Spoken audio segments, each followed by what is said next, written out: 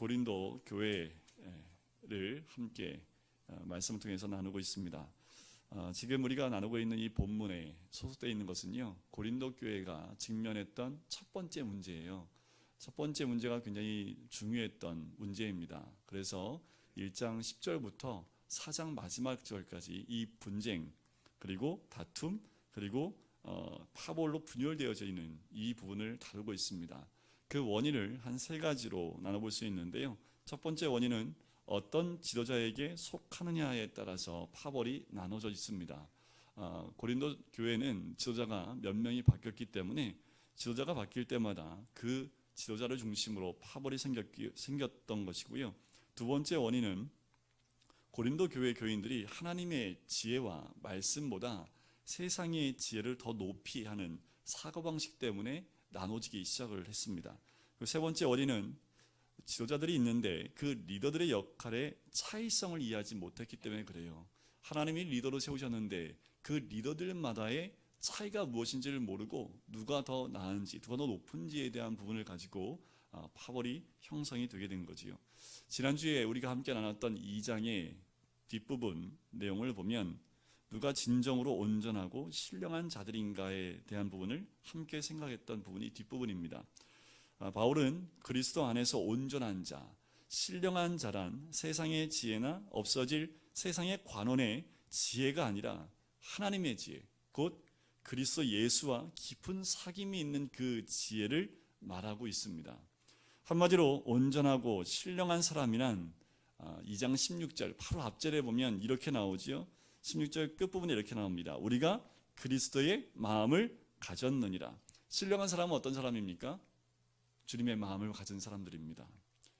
주님의 마음을 가진 사람들, 이 사람들을 단계별로 이렇게 표현을 했습니다. 어떤 목사님이 표현하셨는데 참 한국말을 참 맛깔나게 표현을 하셨어요. 예수를 처음 믿는 사람을 믿음이, 이해 가시죠? 믿음이. 그래서 처음 예수를 구주로 영접을 하고 그 안에 성령이 들어온 믿음이, 두 번째 단계를 예수 따름이, 예수를 열심히 따르는 따름이, 세 번째는 예수 닮음이, 그래서 예수를 닮아가는 사람들, 예수 닮음이. 그래서 이 표현이 한국말인데 믿음이, 따름이, 닮음이, 그냥 풀었으면 무슨 말인지 모르겠는데 발음을 해보니까 믿음이, 우리는 예수님을 그리스도로 믿는 사람인 줄 믿습니다. 우리는 다 믿음이인 줄 믿습니다. 예수를 믿기만 하면 되겠습니까? 예수를 어떻게 해야 돼요? 따라가야겠지요. 예수 따름이. 그래서 우리는 날마다 예수를 따르는 사람들, 따름이라는 거지요. 열심히 예수님을 따라가다 보면 예수님은 어떻게 될까요? 닮아가게 되겠지요. 그래서 예수 닮음이가 되는 겁니다. 우리가 가야 될 방향은 믿음이, 따름이, 닮음이로 가는 거지요. 결국 이 모든 단계별로 다 통합해 보면 그들에게 무엇이 있는 겁니까? 그리스도의 마음을 얼마나 많이 소유하고 있느냐에 따라서 신령한 자인지 아닌지를 나눠볼 수 있는 거지요. 그러나 고린도 교회는 바울이 제시한 이 성숙한 모습, 그리스도의 마음을 가짐과는 좀 달리 세상의 지혜, 세상의 영을 따라서 겉으로 매우 지혜롭고 또 영적인 그런 모습이라고 자처를 하지만 삶은 그렇지 못했습니다.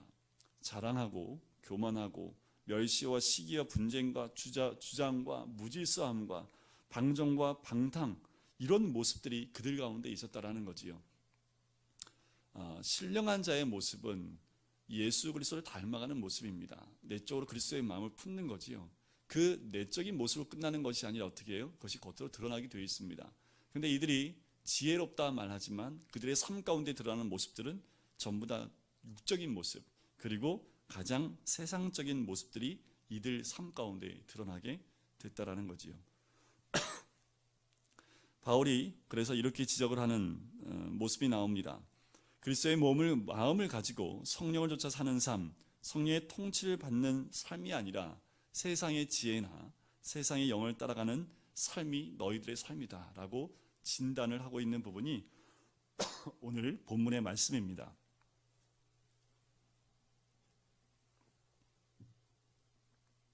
본문의 말씀을 빌리면 1절 말씀에 이렇게 진단을 하죠. 그 마음이 어떤 사람이라고 얘기합니까?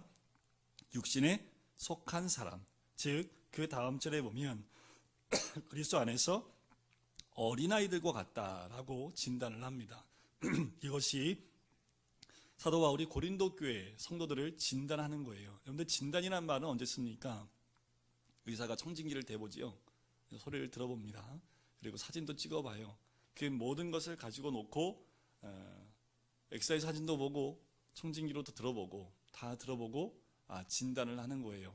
이렇습니다 라고 진단을 내리는 거지요. 오늘 3장 1절에 사도 바울이 정확하게 고린도 교회 성도들에 대한 진단을 하는 겁니다. 신령한 자들이라고 얘기하지 않습니다. 그렇게 대하는 것처럼 말하지 못하겠다라는 겁니다. 왜요? 진단해 보니까 니들 다 어떤 사람들이라는 거예요? 육신에 속한 사람이라는 겁니다.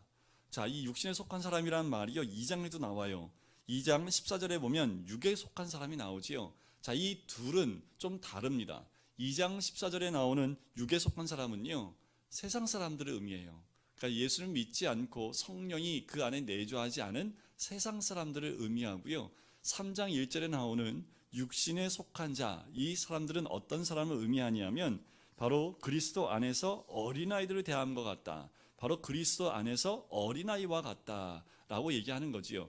여기 3장에 나오는 육신에 속한 자는요 예수를 믿는 사람들입니다. 성령이 이미 그 안에 계신 분들이라는 거지요. 그런데 아직 어떻다는 거예요? 성숙하지 못한 모습이다. 다시 말씀을 드리면 성령이 내주하는 사람들이지만 아직 성령의 통치는 이루어지지 못한 사람들이다 라고 진단을 내리고 있는 겁니다. 자, 진단하는 것이 1절부터 3절까지 내용인데요. 1절에서는 어린아이와 같다, 육신에 속한 자로다 라고 진단을 하고 있지요. 2절에서는 어떻게 진단을 하나요? 젖만 먹어야 된다라고 진단을 하는 거지요. 이 사람은 아프니까 죽만 먹어야 돼 이런 거지요. 그죠? 네, 넌 아프니까 밥 먹으면 안 돼. 체해. 밥 먹다가 큰일 나. 밥 먹지 말고 젖만 먹어. 왜냐하면 너희가 감당하지 못하니까. 그리고 지금도 못하고 있으니까 젖만 먹어야 된다라고 진단을 하는 겁니다. 그리고 3절에 또 뭐라고 진단을 합니까? 아직도 육신에 속한 자로다. 왜냐하면 진단해보니까 엑스레이 찍어보니까 엑스레이 안에 뭐가 나온 거예요? 시기와 분쟁이 나온 겁니다. 겉으로 보기엔 잘 몰랐는데 딱 엑스레이로 찍어보니까 시기 분쟁이 딱 튀어나온 거지요. 어찌 육신에 속하여 사람을 따라 행함이 아니리요 라고 정확한 진단을 내리고 있는 겁니다. 이 표현을 쓰는 이유는 사도 바울이 갈 때 누구랑 항상 같이 다니냐면요 누가라는 의사와 같이 다녀요. 누가 보면 아시죠? 누가를 썼던 그 사람과 항상 동역을 합니다.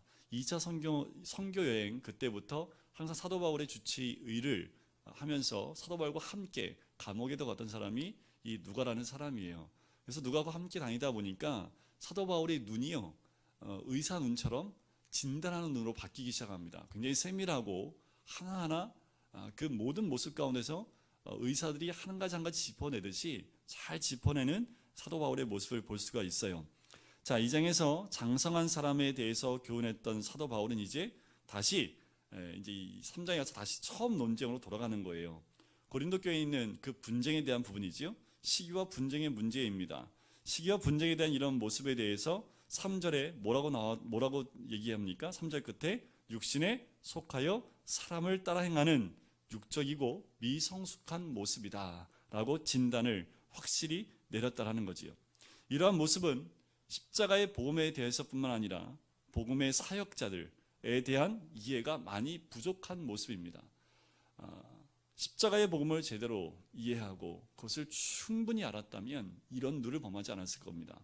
그리고 주님께서 보낸 사역자들이 어떤 사역자들인지를 또한 그들이 어떤 일을 하고 어떤 사역을 하는지 알았다면 이런 오해가 있지 않았을 텐데 그런 이해가 부족한 상태라는 거지요. 성령의 의사를 받았지만 아직 여전히 세상적 지혜와 세상의 영을 쫓아가는 십자가의 복음과 사역자를 그렇게 세상적인 관점으로 이해를 하고 있다는 겁니다. 그래서 바울은 이 3장에서 육적 그리스도인의 모습이 무엇인지를 알려주고 있어요. 그리스도인은 그리스도인인데 아직 육적인 모습을 하고 있는 사람들이 누구냐? 그것이 1절부터 4절까지에 나와 있는 모습이죠. 또한 두 번째는 5절부터 나오는 건데요. 복음의 사역자들을 어떻게 이해해야 하는지 이 두 가지로 나눠서 설명하고 있다는 거지요. 자, 바울은 영적으로 미성숙한 사람에 대해서 이야기할 때 1절부터 3절까지 반복하여 나오는 단어가 있습니다. 가장 많이 반복되는 단어가 뭘까요? 육신, 육적이다, 육신적이다, 이런 말이 계속 반복됩니다. 2장과 다르다고 분명히 말씀을 드렸죠. 이 말은 어떻습니까? 어린아이와 같다라는 거죠. 그리고 미성숙하고 아직 젖만 먹어야 되는 그런 미성숙한 사람들이다 라고 표현을 하는 겁니다. 그와 대조되는 표현이 또 뭐였을까요? 1절 첫 부분에 나온 모습을 보면 신령한 자, 영적으로 성숙한 자다라고 할 수 있지요. 2장이 나오는 것처럼 영적으로 성숙한 사람을 의미하는 신령한 자들, 바로 그들은 어떤 사람들입니까? 그리스도의 마음을 가진 사람들, 성령의 통치를 온전히 받는 사람들, 그 사람들을 대조적으로 설명을 하고 있습니다. 2절에서는 이런 사람들을 뭘 먹는 사람이라고 얘기합니까? 밥 먹는 사람, 밥 먹는 사람. 근데 원래 이 밥은 우리나라 말로 얘기했으니까 밥이지요. 약간 단단한 음식을 의미하는 거예요. 단단한 음식을 먹을 수 있는 사람들. 이렇게 두 부류로 나눠서 설명을 합니다. 특히 사도 바울이 미성숙한 모습을 설명할 때 3절 한번 보시겠어요? 3절을 보시면 거기에 강조되는 한 단어가 있습니다. 너희는 뭐예요? 아직도, 이 무슨 말입니까? 아직도 육신에 속한 자다. 그 말은 뭐예요? 좀 커야 되는데 왜 안 크냐 이거지요. 이 정도 시간 됐으면 좀 성숙해야 되는데 왜 아직도 그 상태 그대로 있느냐라는 거예요. 예를 들면 이런 거지요. 저도 자녀 셋을 낳아서 애들이 때가 되면 커야 되잖아요. 근데 때가 되면 안 크면 어떻게 됩니까? 걱정, 근심이 되지요. 그럼 어떻게 해야 돼요? 일단 영양가 있는 걸 많이 먹여보겠지요. 그래도 안 커요. 그럼 병원 가서 성장판을 한번 검사를 해보겠지요. 그죠? 그때 그 나이에 맞춰서 아이들이 성장해 가야지, 성장이 되지 않으면 부모의 근심이 됩니다. 그와 마찬가지로 영적인 모습도 마찬가지입니다. 우리가 예수 그리스도를 영접하고 난 다음에 일정 기간, 시간이 지나서 그 기간이 되면 이 정도는 자라야 되는데 자라지 않으면 우리 하나님 아버지한테 우리가 뭐가 될 수 있어요? 근심거리가 될 수 있는 거지요. 그러면 하나님이 우리를 데리고 어디로 갈까요? 병원을 데려가는 거예요. 영적 병원을 데리고 가는 거지요. 그 진단을 해보는 거예요. 뭐가 문제냐 얘가. 지금 사도 바울이 그 진단을 하고 있는 거지요. 영적 성장은 육적 성장과 좀 달라요. 나이는 육적인 나이는 태어나서 몇 개월이면 이게 지표가 있잖아요. 그죠? 몇 개월이면 몸무게는 몇, 키는 몇 센치, 이 돌 되면 어느 정도, 두 돌 되면 어느 정도, 이 기준이 나와 있습니다. 시간이 지나면 지날수록 커야 돼요. 그런데 영적 성장은 시간이 흘러도 이게 시간에 맞춰서, 그러니까 이런 말씀을 드리는 거지요. 예수 믿고 난 다음에 10년 지났다고 해서 그 영적 성장이 10년만큼 성장하지 않는다라는 겁니다. 자, 이건 저희가 다 알고 있을 겁니다. 그럼 어떻게 성장할 수 있을까라는 거예요. 의의 말씀을 경험하지 못하면 성장하지 못합니다. 자, 의의 말씀을 경험한다. 의의 말씀이라는 것을 그 앞에서 뭐라고 해요? 밥을 먹어야 된다라는 거예요. 단단한 음식을, 그 의의 말씀을 경험한다. 의의 말씀을 이해한다고 표현 안 하고요. 의의 말씀을 경험한다라고 표현하고 있다라는 거지요. 의의 말씀을 경험한다는 말은 무엇입니까? 삶 속에 그 말씀이 드러나야 된다라는 겁니다. 이것이 경험이에요. 의의 말씀이 머리에만 있는다고 해서 내 영혼이 성장하지 않는다라는 겁니다. 내 영이 성장하려면 그 말씀이 내 삶에 들어와 삶 곳곳에서 드러나야 되는데, 제가 잘 표현하는 게 뭐냐 하면, 말씀을 먹으면 말씀의 냄새가 나야 됩니다.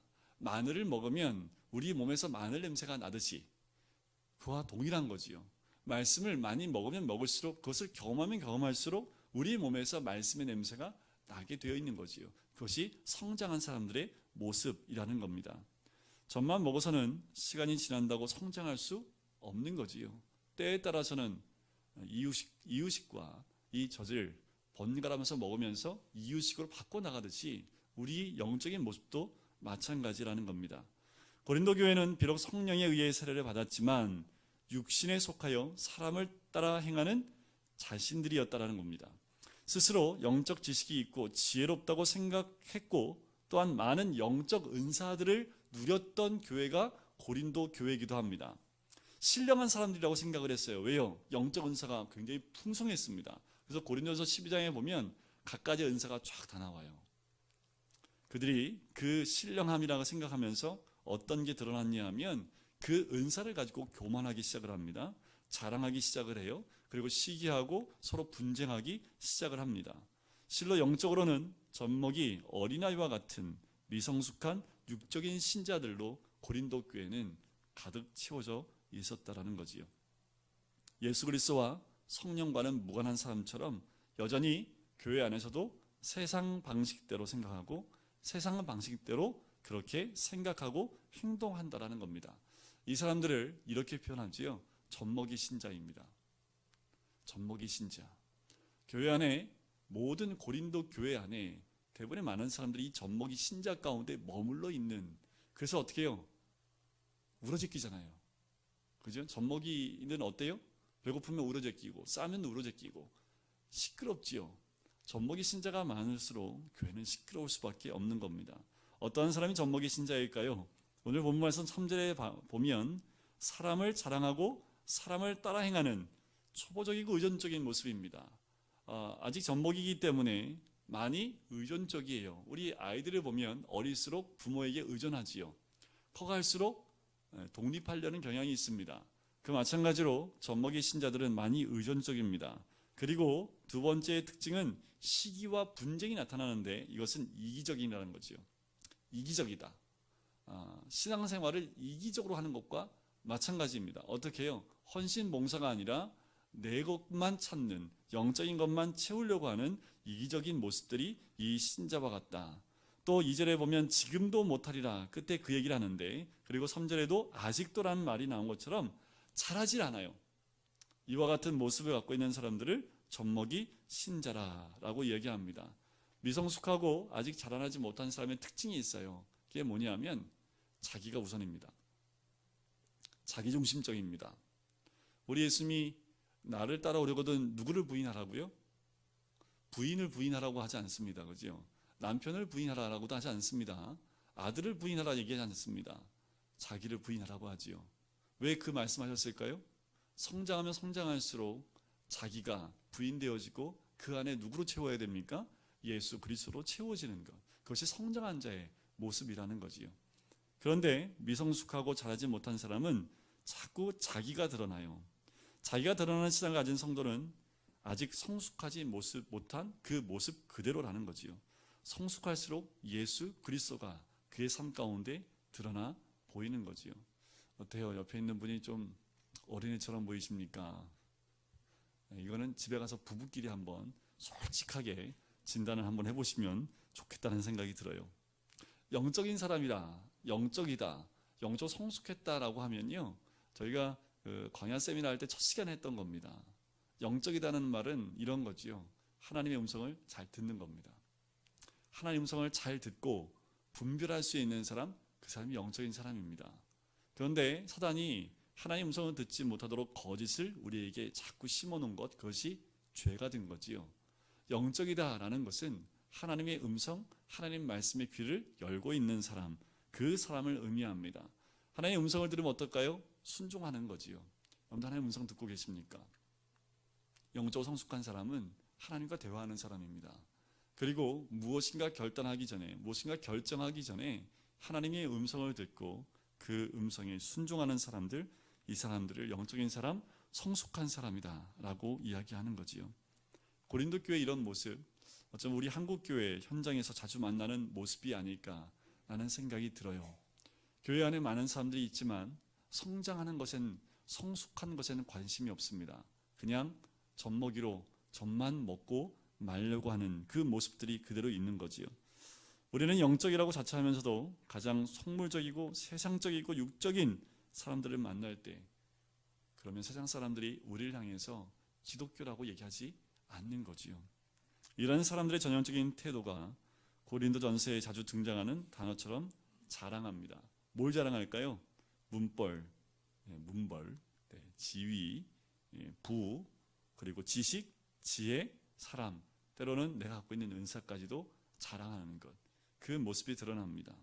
때로는 교만하고 멸시하고, 또한 분쟁이 있고 권리주의와 자유와 방종 또한 무질서가 있는 그 한국 교회의 모습이 어쩌면 고린도 교회 때의 모습과 동일하지 않은지, 어쩌면 교회는 영적이라는 미명하에 또한 교회 성장이라는 미명하에 이 세속적인 신앙 그대로 교회에서 그런 사람들을 양산하고 있는지 모르겠습니다. 겉모습만, 무늬만 기독교인, 속과 삶은 세상적이고 세속적인 삶, 육적인 삶 그대로 살고 있는 그 모습을 그냥 내버려 둔다라는 거죠. 교회가 크면요, 눈에 보여도 어떻게 못해요. 참 안타까운 것은 하나님이 영혼을 맡길 때는 그 한 영혼 한 영혼이 말씀 안에서 성장하고 성숙하기 위해서 목자한테 양을 맡기고, 그 양은 꼴을 많이 먹고 풍성해져야 되고 그 털은 윤기가 흘러야 되는데, 양이 너무 많으면 분가해 주면 되는데요, 그죠? 그런데 그 양을 제대로 양육하지 못하는 경우가 많다라는 거지요. 오늘 한국 교회도 가장 영적이고 가장 신앙이 좋다고 하는 사람들이 보면 때로는 넘어져 있는, 세상 사람들이 봤을 때 손가락질을 받는 쾌락적이거나 물질주의적이거나 기회주의적이거나 권력 지향적인 모습을 가지고 있는 것을 많이 보게 됩니다. 교회가 더 욕심을 부리는 것 같은 느낌이 들어요. 교회 안에서의 직분 때문에 더 교회 안에서 분쟁이 일어난 것 같은 그 느낌이 드는 교회들이 참 많다라는 거지요. 과연 오늘날 한국교회의 영성의 현주소는 어디일까라는 거지요. 아니요, 한국교회 볼 필요도 없지요. 우리의 영성은 어디에 있습니까? 나 역시 그리스도 안에서 영적이라고 신령하다고 말하면서 내가 자랑하고 있는 것이 혹시 영적인 것이 아니라 육적인 것을 자랑하고 있지는 않습니까? 그리고 이러한 자랑이 교만으로 또한 하나님의 경외함 없는 것으로 나가고 있지 않습니까? 가난한 자들과 신앙이 약한 사람들을 무시하는 일은 없는지 우리 교회도 또한 돌이켜 봐야 되는 거지요. 히브리서 기자에 따르면 히브리서 5장 13절과 14절에 아까도 말씀드렸던 의의 말씀을 경험하지 못한 자라고 이 성숙하지 못한 자에 대해서 이야기를 했듯이, 거기에도 젖먹이 신자는 사람을 의존하는 신앙을 가진 사람이라고 이야기를 합니다. 성숙한 사람은 하나님의 말씀을 스스로 읽고 묵상하며 지각을 사용하여 선악을 분별하는 사람, 그 사람이 성숙한 사람, 그리고 단단한 음식을 먹고 있는 사람이다 라고 이야기하는 거지요. 과연 우리는 어떤 부류의 신자인지, 난 아직도 젖만 먹고 있는지, 아니면 하나님 말씀을 연구하고 또한 묵상하고 또한 그 말씀을 통해서 선악을 분별할 수 있는 그 단계까지 와 있는지 우리 자신을 또한 돌이켜 봐야 되겠습니다. 이스라엘 민족을 광야로 인도할 때, 제가 광야 세미나 할 때 첫 번째 광야와 두 번째 광야를 말씀드렸지요. 첫 번째 광야와 두 번째 광야를 나누는 가장 정가운데 있었던 게 뭡니까? 시내산이었습니다.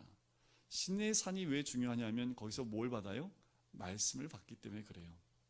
말씀이 없었던 첫 번째 광야는요, 어린아이와 같은 미성숙한 그 신앙의 모습입니다. 그때는 다고다고만 하는 거지요. 부족하다, 뭐가 필요하다. 그리고 하나님이 채워주면 그것에 만족하여 채워준 그 물질에 집중하는 모습이 그 어린아이와 같은 신앙이라면, 말씀을 받고 난 다음엔 말씀대로 순종하는 삶으로 나가도록 하나님이 우리를 인도하신다라는 거죠. 여러분들 어떠십니까? 말씀을 받을 때마다 그 말씀 이전이 아니라 말씀을 받고 난 이후의 삶들이 조금씩 그 말씀으로 변화된 모습으로 나아가야 된다라는 거지요. 변화되지 않으면 어떻게 할까요? 뭐 병원 가야죠. 병원 가서 엑스레이 한번 찍어보고, MRI 한번 찍어보고, 좀 더 심하면 내시경 한번 훅 집어넣고, 그래서 뭐가 진짜 문제인지를 한번 점검해 볼 필요가 있는 거지요. 한번 내시경 검사 한번 해볼까요? 영적으로. 이제 바울은 고린도 교회 문제인 사람을 자랑하는 문제, 인간의 지도자를 숭배하는 문제로 돌아가서 회중과 사역자 간의 관계, 사역자의 본질에 대한 문제를 다시 이야기를 합니다. 이들이 리더에 대한 잘못된 견해를 갖고 있었다라는 거지요. 잘 몰랐다라는 거예요. 하나님이 이 리더들을 세우신 이유를 잘 몰랐다라는 거지요. 4절 말씀 한번 보실까요? 4절 말씀을 같이 한번 읽어보겠습니다. 시작. 어떤 일은 말하되 너희는 육의 사람이 아니리요. 자, 지금 사람들이 나는 바울에게라, 나는 아볼로에게라 이렇게 말하니 너희들이 육의 사람이다 라고 얘기하는 거지요. 자, 21절의 끝에 보면 이렇게 나와요. 누구든지 사람을 자랑하지 말라. 3장의 끝부분에 나와 있는 것이 사람을 자랑하지 말라라는 거지요. 이 모습은 당시 세상적인 관행과 가치 체계에서는 지극히 자연스러운 모습이었어요. 그때 헬라 지방의 사람들은요, 다 어떤 선생님들을 중심으로 모였습니다. 무슨 파로 나눠져서 회중들이 그 파로 각각 나눠져서 자기들의 색깔들을 가지고 갔던 때가 이 헬라 지방의 철학으로 여러 가지로 나눴던 파들이 있었던 때입니다. 그와 마찬가지로 교회에도 그런 가치 체계가 들어온 거예요. 그래서 사도 바울이 복음을 전했기 때문에 복음에 집중되어 있는 사람들, 때로는 아볼로처럼 말씀을 가르치는 사람들, 뭐 여러 가지의 모습으로 그 안에도 서로 나눠지고 또한 계급을 따라 나눠졌던 가치체계처럼 교회 안에도 그와 동일한 모습으로 나눠지기 시작을 합니다. 다시 말씀을 드리면 고린도 교회는요, 각기 그들의 성향에 따라서 지도자에게, 리더에게 예속되는 관계로 자꾸 나눠지기 시작했다라는 겁니다. 교회는 사람으로 예속되는 곳이 아닙니다. 교회는 사람 중심이 아니라 말씀 중심으로, 말씀으로 하나가 되어야 되는 곳이지 분파되고 파당되는 곳이 아니라는 거지요. 최근에 이제 노예를 마치고 저희 노예는 이제 그런 사건이 없었는데 다른 노예 사건을 들어봤더니 이제 교회 안에 가장 큰 문제는 무슨 파가 가장 큰 파일까요? 목사파, 장로파. 가장 크게 어디는요, 영동파와 아직도 그 파가 나눠져 있어요. 어떤 교회는요, 한 파가 있습니다. 지역색이 있는데 1000명인데요 그 지역 식구들 딱 20명이에요 20명밖에 안 되는데 교회가 그 20명 때문에 쪼개졌습니다. 20명이니까 너무 잘 모여요. 아주 똘똘 뭉치는데요, 야, 거기 담임 목사님이 감당을 못 하더라고요. 그 20명이 똘똘 뭉쳐서 담임 목사님을 딱 붙잡고 흔들어대니까 교회 전체가 흔들리는데 1000명 전체가 다 흔들려서요 교회가 깨지더라고요. 어떤 파로 나누는 것, 그것은 참 육적인데 어느 순간 우리가 영적이지 않고 육적인 모습으로 우리의 눈도 넘어갈 수 있습니다. 5절을 보실까요? 그런즉 아볼로는 무엇이며, 아볼로가 뭐예요? 바울도 빠지면 안 되죠. 바울은 뭡니까? 자, 바울은 뭐고 아볼로는 뭐냐라는 거예요. 그들은 어떤 사람들이에요? 주께서 각각 주신 대로 그들에게 주어진 달란트와 사역의 범위대로 너희로 하여금 믿게 한 사역자들이라 라고만 얘기하는 거죠. 이 사역자라는 말은요, 원어는 집사입니다. 집사라고 하니까 여러분들 집사님 말고 옛날에 그 집사들 있잖아요. 집사들 뭐 하는지 아시죠? 주인 옆에서 딱 서서 물 좀 갖고 오지. 네. 그래서 딱 가서 집사가 물 떠서 딱 항상 옆에서, 주인 옆에 서 있는 그 집사의 모습. 여기서 이 사역자라는 말은 바로 집사라고 자기 자신을 소개하고 있는 거지요. 바로 직분이 아니라요, 직무를 강조하는 겁니다. 내가 이런 직분을 갖고 있는 사람이야, 하나님이 나를 사역자로 세운 사람이야, 내가 이게 아니라 내가 사역자로서 무엇을 하는지를 강조하고 있는 겁니다. 그 직무를 강조한다는 거지요. 집사는 말 그대로 주인 곁에서 씌우는 사람. 그러니까 이렇게 사도 바울이 얘기하는 겁니다. 우리는 너희들이 복음을 잘 먹고 잘할 수 있도록 부름받은 종에 불과한데 왜 자꾸 사람을 중심으로 패거리를 만들고 분쟁하느냐라고 이야기하는 것과 똑같다라는 거지요. 그러면서 사도 바울이 이렇게 얘기합니다. 나는 뭐 했다고요? 심었고 아볼로는 물을 주었으되 오직 하나님께서 자라나게 하셨나니 그런즉 심은 이나 물 주는 이는 아무것도 아니로되 오직 자라게 하시는 이는 하나님뿐이니라. 자, 여기서 심었고 그리고 주었으되라는 말은요, 과거형입니다. 그런데 자라나게 하셨나니 이 말은요, 미완료형이에요.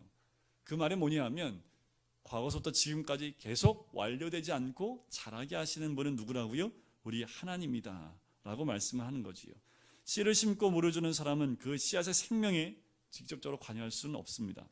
씨앗이 싹을 틔우고 열매를 맺기까지 그 모든 것을 주관하는 분이 누구라고요? 하나님이라고요. 우리 한 사람 한 사람을 통해서 열매를 맺도록 주관하는 분이 누구예요? 하나님이라고요. 제가 하는 역할은 뭡니까? 말씀의 씨를 심기도 하고 물을 주는 역할을 하는 거지요. 사람을 중심으로 교회가 모이면 안 되고 하나님 중심으로 우리가 얼마나 성장했는지를 늘 점검하고 하나님과 말씀 앞에 내 자신을 비추어 보는 삶, 그것이 신자들의, 성도들의 삶이 되어야 되는 거지요. 바울은 식물이 자라는 원리를 통해서 교회의 성장에 대한 부분을 얘기합니다. 그런데 교회가 성장한다는 건요, 사람의 숫자가 늘어나는 것도 필요하겠지만 더 중요한 것은 이 교회 안에 있는, 이 공동체 안에 있는 한 사람 한 사람이 성숙하고 자라는 것을 의미합니다. 한 사람이 성숙하고 자라는 모습에 모든 사람이 성숙해져 가면 이 교회는 성장한 교회입니다. 성숙한 교회이고 이미 성장한 교회입니다. 제가 마틴 로이드 존스 목사님의 그 전기를 최근에 좀 읽었는데, 이분이 원래 직업이 뭔지 아시죠? 의사였습니다. 24살에 박사가 돼요. 그래서 이분이 아주 총명한, 그리고 이분의 그 의사들만 내는 저널에 가장 어린 나이에 기고를 했던 사람 중에 한 명이었습니다. 그런데 어느 날 의사의 직분을 다 내려놓습니다. 그리고 시골로 내려가요. 그리고 거기서 무엇을 하냐면 시골에 탄광에 있거나 아주 못 사는 사람들을 모아놓고 말씀을 가르치기 시작합니다. 그때 당시에는 강해 설교가 일반적이지 않았습니다. 강해 설교를 터우셨던 그때에 이 로이드 존스 목사님이 이 강해 설교를 시작을 해요. 그냥 말씀만 얘기하는 거예요. 그런데 놀라운 일은 그 말씀을 듣기 위해서 사람들이 모여들기 시작했다고 이야기를 합니다. 중요한 것은 하나님 말씀입니다. 말씀이 내 안에 심겨지고 말씀이 자라서 열매를 맺어야지 내 영혼이 성숙해질 뿐만 아니라 교회도 성장하고 성숙해진다라는 겁니다. 사람이 교회의 주인이 될 때 교회는 분쟁이 있기 시작을 합니다. 교회 주인은요, 사람이 아닙니다. 그런데 사람이 교회의 주인이 되려고 하는 순간부터 교회는 다시 뒤로 돌아가요. 그리고 다시 세속화되어지고 물질주의적이 되어지고 물질이 많은 곳에 더 많이 하나님 원치 않는 모습들이 드러나게 되는 거지요. 씨 뿌리는 사람이나 물을 주는 사람은 역할만 다를 뿐 가치는 동등합니다. 이런 거지요. 우리 몸 가운데 각기 다른 역할하는 눈과 귀가 있습니다. 눈이 더 가치가 있어요? 귀가 더 가치가 있어요? 이런 질문하는 게 바보스러운 거 아시지요? 눈 안 보이면 볼 수 없고 못 들으면 듣지 못하는 거잖아요. 눈과 귀에 어느 게 더 가치 있느냐라고 말하는 것 자체가 바보 같은 질문이라는 겁니다. 우린 다 눈과 귀와 같은 존재들입니다. 비교하는 것 자체가 어리석다라는 거지요. 사람과 사람을 어떤 사역을 놓고 비교하는 건 참 어리석은 겁니다. 9절 말씀을 보실까요? 우리는 하나님의 도용자들이요 너희는 하나님의 밭이요 하나님의 집이니라. 바울 자신은 뭐라고 얘기해요? 하나님의 동역자라고 얘기합니다. 그가 하나님의 권위 아래에 있는 종임을 강조하고 있는 거예요. 하나님의 종으로서 하나님의 동역자로 사역하고 있는 사람이다. 그 성도들 향해서 뭐라고 합니까? 너희는 하나님의 밭이요 하나님의 집이다 라고 이야기를 하는 거지요. 교회가 오직 하나님의 은혜만을 드러내는 데 집중할 때 하나님이 기뻐하시는 건강한 공동체가 될 수 있음을 사도 바울은 이야기를 합니다. 여기는 하나님의 밭입니다. 여기는 하나님의 집이에요. 그리고 말씀 사역하는 모든 사람들은 다 종입니다. 하나님이 이 교회를 위해서 보낸 목자이고 종의 역할을 감당하는 거지요. 더 중요한 건 뭡니까? 우리가 어디에 집중을 해야 되냐는 거예요. 하나님 말씀에. 오늘도 이 말씀을 통해서 고린도 교회가 진단되어지고 또한 고린도 교회가 이 분쟁 가운데서 해결할 수 있는 유일한 방법은 뭐라고요? 사람을 자랑하지 말고 하나님 중심으로 다시 회복돼야 되는 것. 영적인 미성숙한 가운데 있는 것이 아니라 단단한 음식을 먹으며 다시 성숙하고 성장해 가는 것. 그것이 분쟁 가운데 다시 하나님께 나가는 귀한 은혜의 진단이고 처방이기도 합니다. 다음 주에 나눌 그 뒤에 말씀도 처방의 말씀이 계속 나와요. 이제는 정원사, 아니면은 밭을 가꾸는 것으로 이 사역자를 얘기한다면 다음 주 보게 될 것은 이제 건축자의 모습으로 이야기를 합니다. 다음 주에는 사도 바울이 어떠한 건축자를 통해서 어떻게 처방을 내리는지 또 그것을 같이 보면서 우리 교회 안에서 우리가 필요한 처방들이 있다면 우리도 이 말씀을 받고 그대로 순종하는 우리 모든 성도들 되시기를 주의 이름으로 간절히 축원드립니다. 같이 기도할까요?